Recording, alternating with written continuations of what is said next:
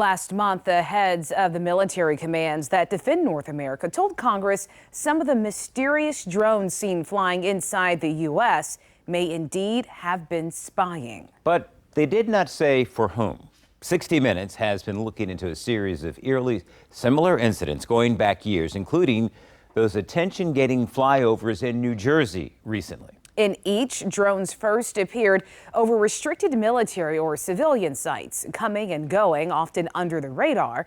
The wake-up call came just over a year ago in December 2023 when drones invaded the skies above our local Langley Air Force Base, resulting in training delays.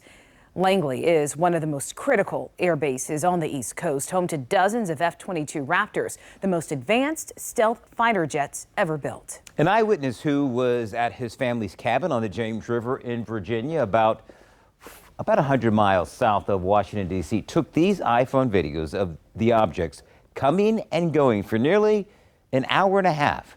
These are the only public videos of the drones over Langley.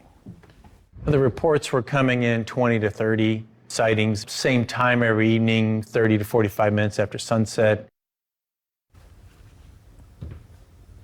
Retired four-star General Mark Kelly was the highest-ranking officer at Langley to witness the swarm. A veteran fighter pilot, Kelly went up to the roof of a squadron headquarters for a clear view of the airborne invaders. So what'd you see? Well, what you saw was different sizes of incursions of aircraft. You saw different altitudes, different airspeeds. Some were rather loud, some weren't near as loud. What was the smallest one? What was the largest one?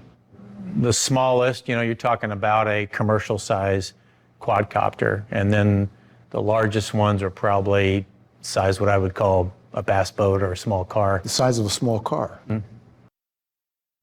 And with drones being spotted more frequently worldwide, Virginia lawmakers are pushing to strengthen the legal penalties for flying drones over defense facilities following the incident here at Langley. Our reporter Brennan Ponton has been following the legislation closely. You can find his reporting at WTKR.com.